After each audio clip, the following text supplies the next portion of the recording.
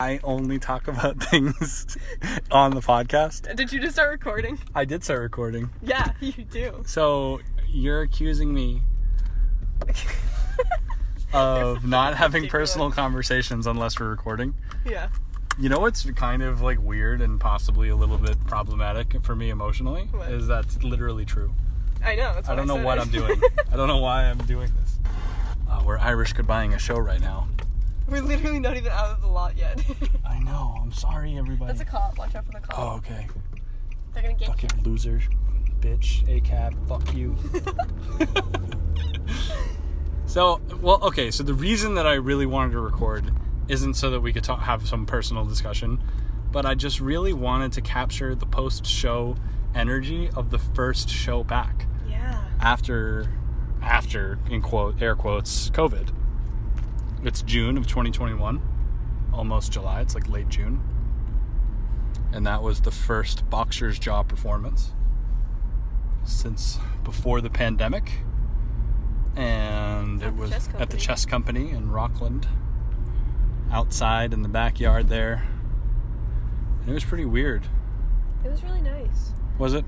You know, a recurring conversation that I had with 3 different people today at that show was that after having been, actually maybe 4 people, that after having been quarantined and having the pandemic happen and getting like emotionally eviscerated like 7,000 different ways, we were all so far removed from how we were before that everyone was just acting like how they do, and everyone was really awkward because they didn't know how to put on a social face. But it was also really, I didn't say this part to anybody because I would have felt like an idiot, but it was also very vulnerable and it was nice. Like, it felt like, I don't know if this makes sense, but you know when you see a bunch of kids hanging out and they all just act exactly like themselves? It felt like that, but as adults. It did feel like that a little bit. Because you know what's something that I've been trying, that I decided a while ago that I want to do anymore after the pandemic, is something that I do when I don't want to feel vulnerable or I don't know what to say or I feel awkward, is I will just say something that makes no sense. Yeah. Or like just say something awful or something. Like I'll just be like 666. Yeah. Or like or I'll just like say just some, I don't know, I'll just say nonsense and then but it murders conversation. And keep in mind, like the friend group at the Chess Company, like, I mean, I don't know, this isn't like a bad thing to say about any of the people there, but that's just something that happens. I heard Trevor Sullivan, shout out Trevor, how's it going? Called it to me Chess Company speak, and that was really poignant to me, or like kind of profound, because I was just like, oh shit, that is something that. And I didn't want to do that again. And that's something I've done on stage a lot too, where I'll be on stage and I'll just not know what to say, so I'll just say something fucking stupid and awkward, or be like, ha, here's another sad song, ha, this is a big joke. Fuck that, man. Now that you mention it, fuck that. I hate being like that. Nobody did that.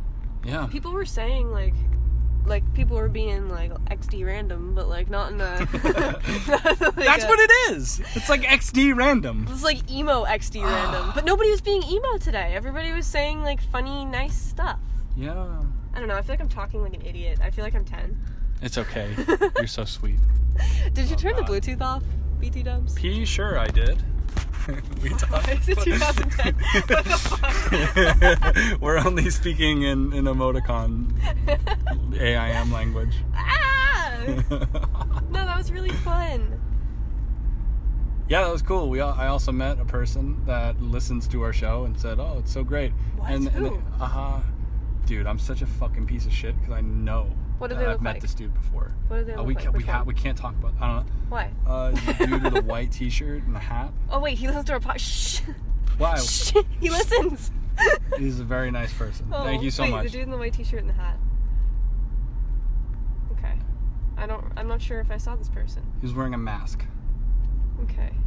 Oh wait, no, yeah, okay. We need to cut this. Oh, nice. Thank you. We're not even saying anything. This is just embarrassing. We need to cut it. No, we need to get it out. No, we don't talk about it. One thing that he asked about that was really funny was what's up with the ads. Like, why do we have those ads? I think they're funny. The ads suck. Oh my god, And he it asked. just- That's so funny. We need to fucking cut the shit with it. They generate $0. They're horrible and disruptive. They're like, welcome to AMC theaters. You know what's Come now hilarious for a about the discount. ads? We've had so many self-conscious conversations about the ads, and we're I waiting. just- We're I like, don't know how to shut them nobody off. said anything about it, so it must not be that bad. I don't know. Maybe it looks like we make money. And then someone just literally was like, what the fuck? What the fuck are you doing about that? And the answer is, we don't know how to change it. I just haven't really figured, because there's a tab that's ads for the thing. Well, I don't know. You know what I think is my favorite part about our podcast? What? Is that we're just like really bad at podcasting. But we just belligerently have a good podcast anyway. We love it. Fuck we love you, it. everyone who does this. Seriously. I'm good at it. Suck my ass. Oh, Also, is it weird how much we shout out Trevor? dude, Trevor. Weird. Yeah, it is a little bit weird. Like we 14 once episodes in a row. we once discussed whether or not it's like we should stop shouting out Trevor so that he doesn't feel emotionally like manipulated. yeah, or like feel like he has to listen now. You know what I mean? And we're like, oh, I don't need to stop there, do I? I don't think so. All right, fuck it. Yeah, like as if it's like, oh man, like so much pressure. Like I better listen to that episode that they're probably shouting me out on. Well, now that we've said it, if Trevor hears this, it's gonna create like a Schrodinger's anxiety. Holy shit, that scared the fuck out of me. That was a pretty scary noise. Oh my god. It was a motorcycle. I had like a anybody who's actually no, never mind. That's bad luck. I was gonna start talking about car accidents. No. Yeah, no All right, car back to the accidents. show. Back to the show. Back to the Welcome vibe. to the show. Woo! No, that's not what I meant. I meant talking about the show. Oh yeah. Welcome to the show. Welcome. I just saw Boxer Shop play for the first time. That's so funny too, because almost everybody I know in my life that isn't like my family or something, like probably like 95% of them are because of music. Yeah. And you are not one of those people. Yeah. I don't know you because of music, and you had never seen me play before, and you got to do that. You got to see me play tonight.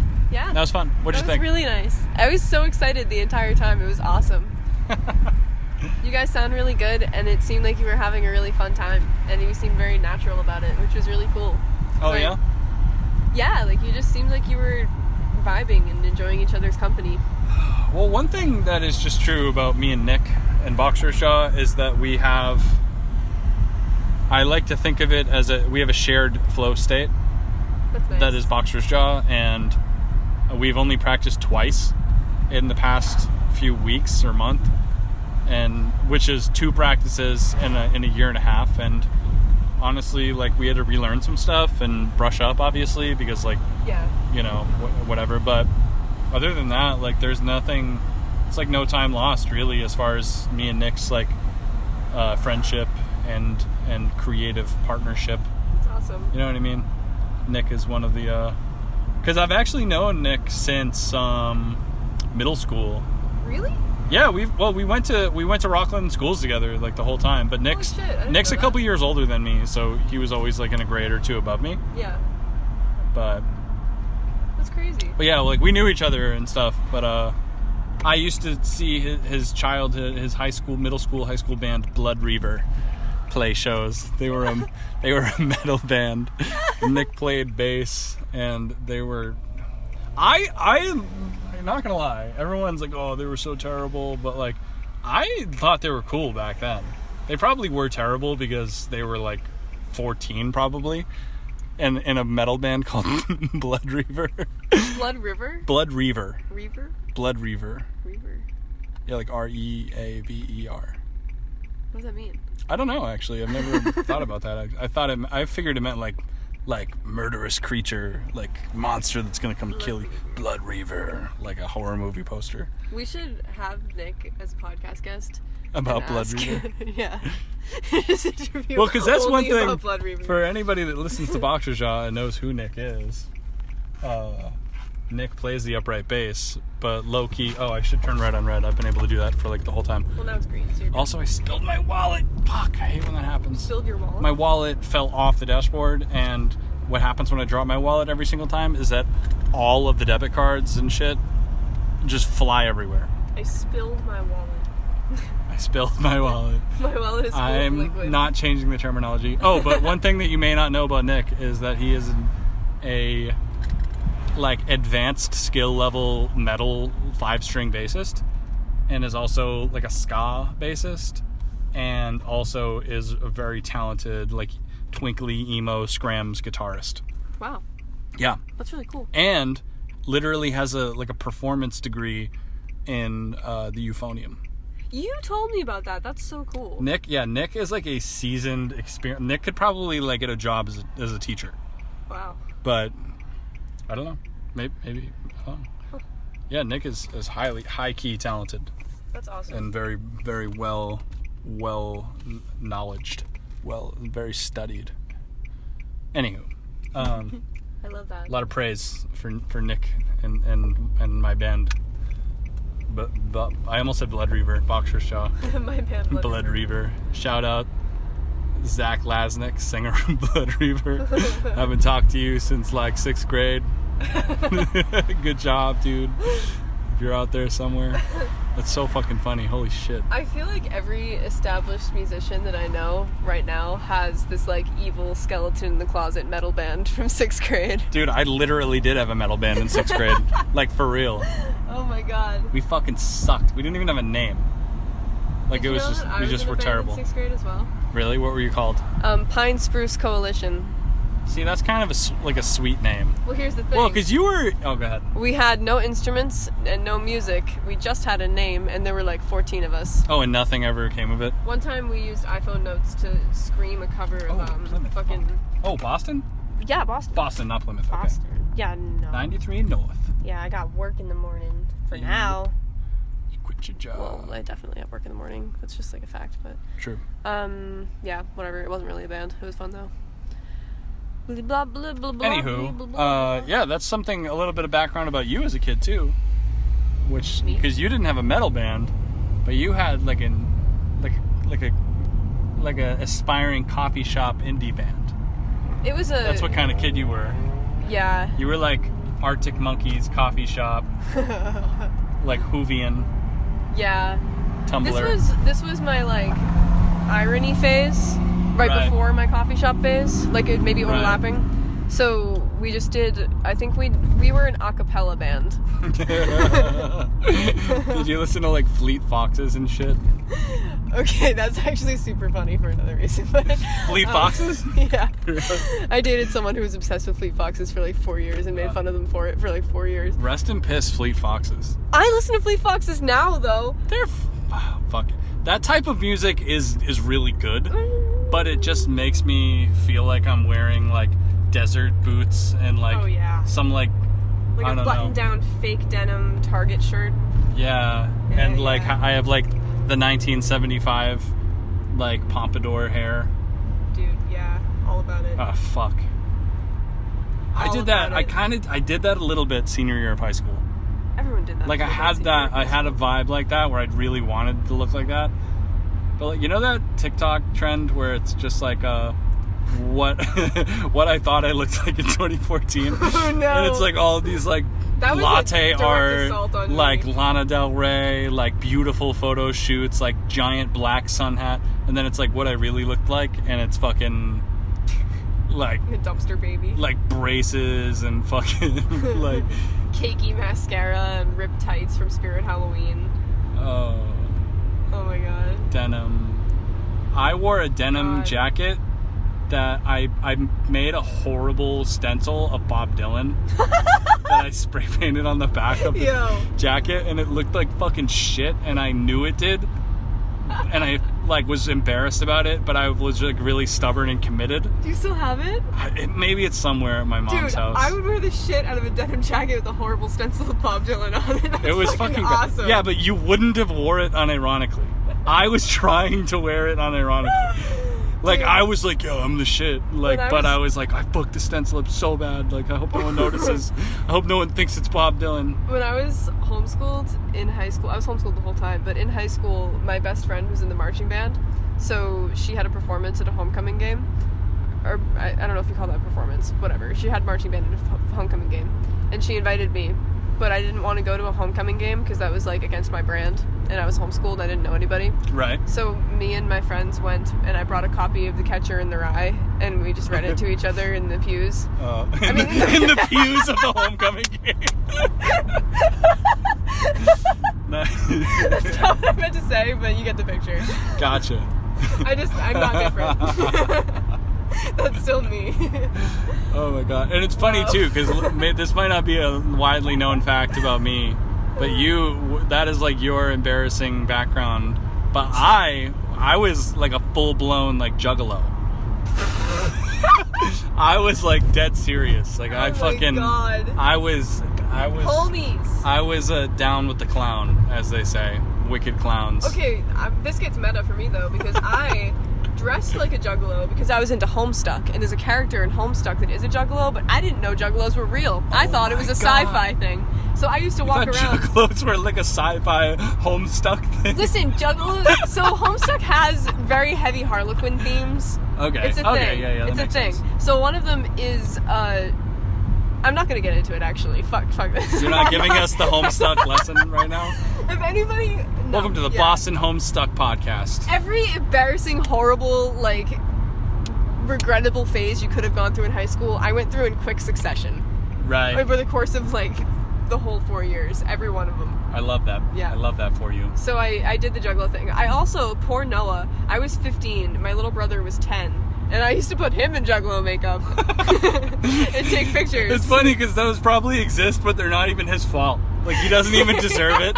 But they're, like, he's gonna be an adult in the world with juggalo pictures, just like peering at him through in the closet, looking at him, waiting, like full makeup, waiting he's, like, to be revealed, like posing, like he thinks he's all cool and shit. But he wasn't a juggalo. Cool. He probably hasn't even heard Insane Clown Posse. He may have now. I think he knows how bad it is now. He's 19 now. Oh God. Yeah, that was some good fucking times. I'll still listen to ICP sometimes, like just for nostalgia. I'm there. And it's like, and it's just like I would say probably like possibly 70% of their discography is like hot take, horrible. Like hot take. I don't know if you guys agree with me. I don't know if you guys agree with me. But they have maybe they probably have maybe like 60 minutes or something of fucking awesome music. I fucking agree. Dude, real hot take. If Insane Clown Posse wasn't like it didn't have the culture, if you just fucking stumbled across it on Spotify one day. Oh, and you didn't know about any of it? Fucking best thing in the world. Dude, yeah, like I listened to like amazing. Young Gravy. Yeah, Young Gravy, Bad Baby, fucking... Bad Baby, Gucci Flip-Flops. Fucking hit your bitch in my socks. We haven't listened to Bad Baby in a minute. I listen to Bad Baby like all the time. Do you really? Yeah. I don't know about you. In the car, I'm like alone in my car Nico, screaming. Bad Baby. Fucking, yeah, literally. That's funny. Oh my god. I did a whole like MCR deep dive the other day too, and I decided it all fucking holds up. But you know what is interesting? Yeah. Analyzing the lyrics to My Chemical Romance songs as a like 24-year-old adult. Yeah. Have you listened to the lyrics of Cemetery Drive recently? No. Actually, I have no idea. I'm gonna, oh, you have my fucking phone. I can't sorry. Google. You can't Google. Oh, my phone might be turned on again. I'm gonna just, like... Is my phone back on? Oh, it is. Oh, okay. Alright. Yeah. Fuck. I'm driving. I can't do it. Wait, what's your... Is it okay if the podcast knows my phone password? Fuck it, I'll tell you. 774. No, type it in. Oh. You're gonna get hacked. I'm driving. I can't. Get hacked. How are they gonna hack me from my iPhone lock screen? Is it your phone number? No. It's the square pattern. Remember? 774. That's not a square. No. 74. What the fuck? 58. 74? Yeah. Oh my god, that's genius. It's just a little square in the corner. Can you literally be hacked somehow because of my phone screen password? Should I bleep that out? Should I edit that? Did I fuck up? All right. Well, no, that's been my password since I had a phone. Back to business. Okay.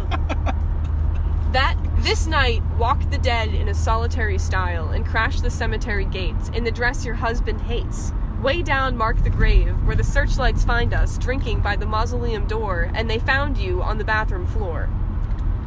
So this woman is married. Okay. And to spite her husband, she's drinking at a mausoleum with Gerard Way, and the police are after them. And then she apparently slit her wrist in a bathroom later on. Oh my gosh. What the fuck was he...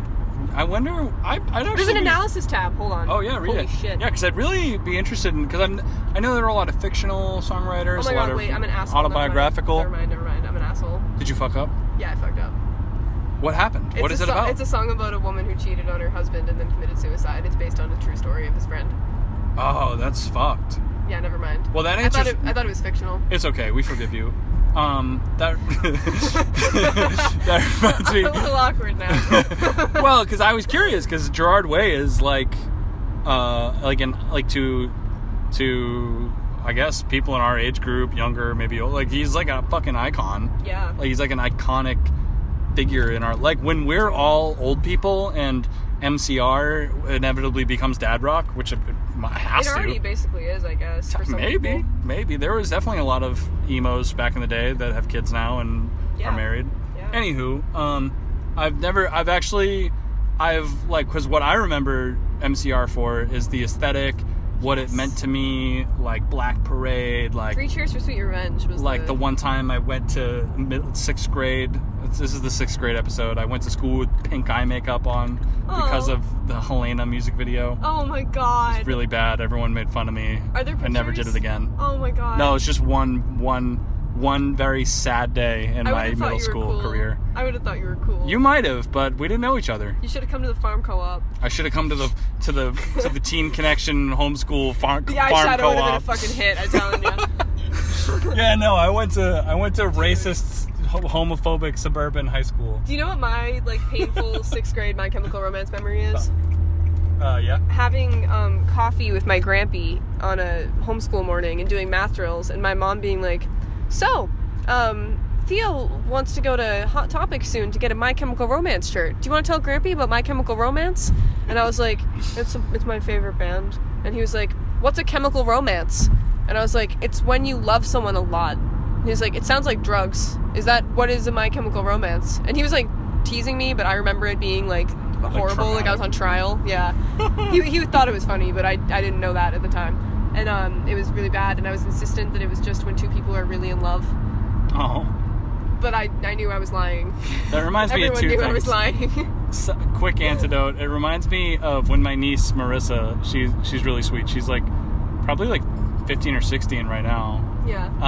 But she was she was a One Directioner and a believer. And my dad, her grandpa, used to always ask her about Justin Bieber, but he would call him Dustin Jeeber. Dustin Jeeber. Isn't that as if he had no idea who Justin Bieber was. Oh, you listening to Dustin Jeeber? Oh my god. And she would be all embarrassed, and it was funny because and at first I heard him do it, and I was like, "Dad, are you fucking serious? You really don't know? You really think that's what that guy is called?" But then he did that thing that old guys do when they make a really weird, ambiguous joke and then wink at just some random person in the room. Yeah. I was picturing that before you said they pick someone. They pick someone and they wink at them, and then everyone in the room knows. Yeah. Oh, it's just that a dad joke. That one person is the accomplice. Right. To the joke. Anywho, but it also reminds me of I can picture child you explaining to your grandpa what My Chemical Romance is. Yeah. In the same way that you were telling your grandparents the other day while we got food with them about our podcast. Quitting my job and podcasting full time. It's funny because when I talk to my family about things like this in the podcast, I just completely gloss over it, don't give any details, and they go, "Oh. Alright, yeah. The thing is, cool. I've always given everyone way too many details all the time, so when I don't, they get suspicious and think I'm doing something bad. It's so cool because you're so earnest and you're so sincere about the projects that you do and that we're doing, and I almost envy it because when I'm talking to people that I suspect won't get what I'm doing, I don't tell them anything. Yeah. I just say, "Oh yeah, and then just change the subject. I envy that, though, because I get frustrated when people don't care. And I know that it's I don't know. Sometimes I need to hold my tongue. But one thing I will say about my family, from my MCR phase up to now, that I'm just reflecting on in this moment, is that my grandparents and my parents and my siblings, it's a range, but my parents and my grandparents, endlessly supportive, even if they don't know what the fuck I'm talking about. Totally, yeah. Family relationships for everybody are very, very multi-dimensional. I just think it's so very funny because they're like many sides. No, I'm just saying, like, I think it's really funny that they are that supportive. Yeah. Because I'm literally talking about the most random bullshit all the time. And also, from their point of view, I pop in and I, like, talk to them once, like, in a month for, like, 45 minutes straight about this idea that I have. And the next time they see me, it's, like, over already. You're like, oh, that's right. I did that one. Yeah, like when I was in 504, I would call my mom like once every couple of weeks and I'd be like, I'm making a shirt line. We have these big paintings we're doing. We made a bunch of shirts with house paint. You won't believe it. I'm getting a studio. I'm renting a studio now. I take the train 3 hours a day. Go to the studio. I did a 5-foot fucking tall portrait of Paris Hilton. Yeah. Where is that? I don't fucking know. Actually, I think I have that. Where? I think that's at my mom's house. You should put that up. I'm pretty sure I fucking have that drawing. I don't need that. And you're like... I never need that And again. you're like shockingly accurate, amazing, gigantic likeness of Post Malone. I should like repaste that up somewhere. Post Malone in Top Knot era, where you know what I mean? Oh yeah, because he did the bangs and then I think he's like a curly head guy now. The curly Jesus he's got like a perm. I kind of fuck with the perm afro thing he's got going now. Yeah. I am definitely a Post Malone super fan. Posty's cool. I don't know a lot about him. I don't even know why I chose him to draw. I think it's because he had tattoos. No, it was because of sliving. Yeah, I know, but like... Oh, yeah. Specifically, like, why? Alright, we're off track. Yeah. I think we were making a larger point. Maybe my larger point was that I give my parents quick updates. Oh, yeah. And then I abandoned my point. For example, the sliving thing, I posted all that shit. I was really frustrated that nobody cared. We never finished the project, and I never talked about it again. Is this your water? Can I drink this? It is my water. It's car water. That's okay. You got this thing with car really water, good. But I'm like, I'm pro really car bad water. For you. No. Plastic molecules get into the water when it heats up in the car like that. It's like boiling it in a disposable plastic bottle. So why do you eat microwave food? That's different. I'm just kidding. I don't know. Maybe it is different. It's different. I'm talking shit. I don't believe what I'm saying right now. I don't believe that it's different also. Oh, yeah, I decided I don't care. Yeah, something I was saying... water tastes really fucking good. Yeah, it's good water. It's alkaline water. Oh, yeah. That's cool. It's Trader Joe's water. I fuck with it. You're in the Trader Joe's cult. We're gonna have to rehab you soon. One of my coworkers told me that the other day. What? I was like, that I'm in the Trader Joe's cult. They were like, dude, this is a cult and you're in it. And I was like, I am. Wait, did your coworker feel as though they weren't in the cult? It was ambiguous. Were they accusing you of being in a cult? We were talking about cults in general. So we were having a conversation already about cults and serial killers. We were also on the register bagging someone's groceries, and that person said, I'm also in the cult, and we didn't have any other interaction with them the entire time. It was really poor customer service, but they thought it was funny. Can you imagine if there is like a secret murderer Trader Joe's cult that you don't know about, that customer was literally in? They just sacrifice people every once in a while. Yeah, they just like fucking... Anyway, fucking... I can say this because I quit. Right. No, we're Trader Joe's. I'm a fan of Trader Joe's. I love Trader Joe's. I fuck heavy with Trader Joe's. Yeah. If anybody listening doesn't... If anybody listening right now is friends with someone or close to someone who works for Trader Joe's or works for Trader Joe's themselves, they know what the fuck we're saying. But if anybody is listening that... Or shops at Trader Joe's. Or is a diehard Trader Joe's grocery shopper. If you're not any of those things, you don't even know. Go to the Trader Joe's TikTok hashtag. Trader Joe's. We're on Trader Joe's TikTok. Dude, have you heard the Trader Joe's podcast? Dude, I actually did listen to a couple minutes of one episode. I literally did. I've listened to it. I was like, this is fine. I feel like this is just like... I felt like it was like a mid-tier NPR show. Like, I felt like I might as well have been listening to like, I don't know. Whoa, fireworks. Like Planet Money or something. Okay. Planet Money is fucks, though. That's a very lackadaisical review, considering it's a grocery store that has their own podcast. Imagine if there was a fucking Stop and Shop podcast. It would suck. That's so weird. I think that's... points for trying. Well, no, I mean, it's probably a good podcast. I don't know. I haven't really listened to a lot of it. It was really well produced and interesting. Like, I'll listen to literally, like... What the fuck am I saying? Why are we talking about... I thought we were Fuck talking this. about the puzzle... I wanted to talk about Gerard Way again, real quick. All right. Because we were talking about... I'm down for that. Because, like, I wanted to just bring up the fact that he is such an icon and will be known by people in our generation forever. Yeah. I wouldn't say anybody is like the next Kurt Cobain, because I think that's just a stupid magazine thing to say. Not because I'm defending Kurt Cobain's legacy or something, but I just think that's tacky. Anywho. I think it's tacky because it's contingent on the part where he died really young. Yeah. Like Kurt Cobain... Like, it's like a bit problematic. Yeah. Mental health problematic. Yeah. Problematic. But anyway. I mean, if that happened to Gerard Way in 2005, he could have been Kurt Cobain level. Oh, yeah. Man. That's a horrible thing to say, though. So sad. I don't know. Rip. Yeah. Rest in peace. Kurt Cobain should be alive right now. Yeah, man. Isn't it fucking crazy? Anyway. Yeah. That's another tangent. You know what I love talking about, though? In a more lighthearted sense? My Chemical Romance? No, is like generations, because we're all like, oh, Gen Z, millennials, blah, blah, blah. But like, we also have this like fucking ethos of like cult famous people. And like, and I don't know, and we all talk shit about like Gen X people and like talk shit about boomers and all these people. But like, I said this to you one time, but something that like blew my mind when it just occurred to me is that, like Jean-Michel Basquiat. Yeah. Baby boomer.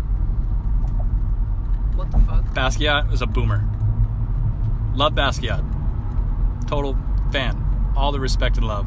Kurt Cobain, Gen X. I think that's Kurt why Cobain would be like in his fucking 50s right now. Dude, that's the thing. I think that's why people romanticize the like 27 Club shit. Because like those people forever will be young.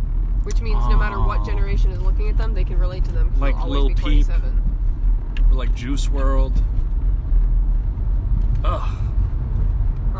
Rip, dude. I don't know if, oh man. Actually, I don't want to talk about dead cult icons right now. Yeah, it was a weird tangent. Sorry, I think I did this though. But I guess I was just thinking about how interesting it is, like, I don't know, whatever. Like, Kurt Cobain, I bet, is probably, like, in the exact same age group as, like, Joe Rogan. Stop talking about Joe Rogan. I don't ever talk about Joe Rogan. Stop talking about Joe Rogan and Logan Paul to me. I don't ever talk about either of those people. You talk about those people so much. I am definitely... all the time. I'm not going to defend Joe Rogan in any capacity right now. But Logan Paul. I will 100% defend Logan Paul. I'm canceling. No, fuck you. I'm done with this. I fuck with Logan Paul. You wanted to capture the post-show energy. We're not talking about that at all. Alright, this is the post-show energy, alright? Fuck off. Whatever. Fuck off. I'm drinking my alkaline. Because of Logan Paul? You're mad at me? I'm gonna drink my water until you stop talking about Logan Paul. You are embarrassing me right now in front of the podcast. You're painting me in a very negative light. Just saying. You're taking a real long sip of alkaline water over there. How's that fucking pH balance? I almost drowned myself. Anywho. But yeah, no, post-show energy. Yeah. I love it, man. I don't know, man. That was really surreal, because something that I came to terms with, I think, maybe in the last year or two. But I feel like my destiny and my true professional calling in life is to be a communicator. And that's like a weird thing to say, because that's a million different things.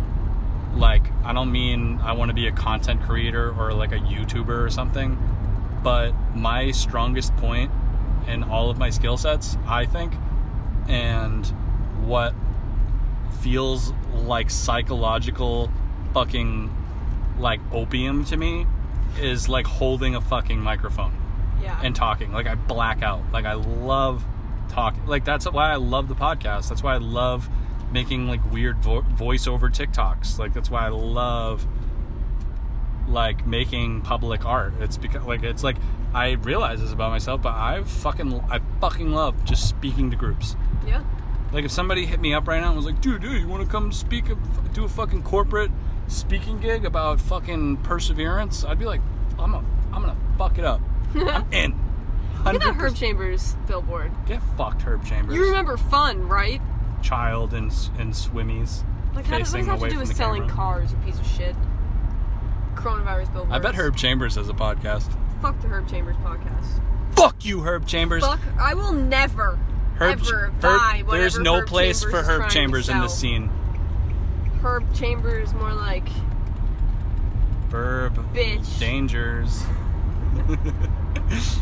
Anyway, this fucking episode is brought to you by Herb Chambers Billboards. Blah. Herb Chambers Billboards. What the fuck, man? I mean, That's their slogan. go off. We already talked about this. We've covered this before. Was it on a podcast we scrapped or one we kept? I don't know. We talked about Herb Chambers on the TikTok episode. Okay, so which now is the most recent episode. I want to get sponsored by Herb Chambers so I can break the sponsorship contract. Get like sued or something. Yeah. How do sponsorships work? Anyway? I don't know. They just give me shit. Yeah, we scrapped an episode recently. We did. We scrapped the episode that's supposed to be this week's episode. Really? No. Well, not that I'm speaking gotcha. in the time universe Future of this the week. episode. Yeah. We're in a different time zone, I always forget universe. that you're doing that. Every single time you do that, I'm like, huh? That's not what date is. I am a in-universe detail honorer. Yeah. I honor the details of the current universe. I like that. What the fuck am I saying? Yet, but, you know. Yeah, we scrapped that episode. It got pretty personal. And we maybe shared some things that we didn't want to and said some things that do not reflect our views. That makes it sound super bad. Like we fucking No, it just got a little weird and bad vibes. Just like, yeah. It's okay. Oversharey. We got a little oversharey. I got really oversharey. We just need to process some shit. I think I was processing some shit to you, but I'm glad that I have you to, like, I feel like sometimes this was true in that event and it might be true again in the future. Mm-hmm. But maybe there are times where I'm like about to like I'm like a drunk friend that's about to like jump off like a stop sign. Like I climbed up on a sign and I'm gonna jump off it, and you're the one that's there like don't climb up there. Like, let's not air that Like podcast get episode. get down from the sign. Yeah. And I'm like, let's post it. Yeah, That's me. True. I'm like, let's fucking post it. But you're like, no. You can't jump off of the Burger King sign. Yeah. You're gonna hurt your ankle. Yeah. That's okay. It's interesting because we started this episode talking about this too, that you sometimes talk about stuff that you wouldn't talk about just talking to me, but you talk about it because it's a mic. What the fuck is my problem? That makes me feel like a sociopath. I don't think that's weird. I think I'm that like makes sense. Huh. It's like you're giving yourself, there's a reason for you to talk, so you're just talking and that's what bubbles up. Interesting. Versus like, I don't know, maybe you feel weird about just randomly being like, hey, I'm processing this today. Let's talk about it for 45 minutes. Yeah. Well, my biggest concern with that type of worry isn't that I'll look like an idiot on the podcast or something, but that I will damage my real relationships by being like a weirdo that just wants to record everything or something. I don't think it's that big of a deal. All right. Maybe I'm just feeling weird, self-conscious about it. No, it's fine. I don't think it's a bad thing. I think it's an interesting thing.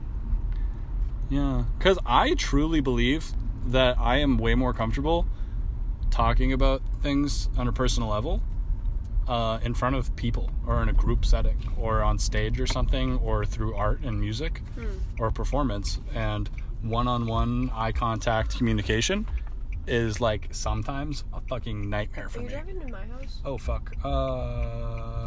Yeah. Yeah. But I'm just committed to this turn, so I guess I kind of have to do it. Okay. So I'll just loop back. Anywho. But yeah, no, I don't know. You know what's kind of funny is like I'm kind of a believer. I'm testing this theory. I don't know if this is like a fully fleshed out theory, probably not universal, but I think that there is a like black magic, white magic, good and evil dichotomy with almost every mental illness symptom.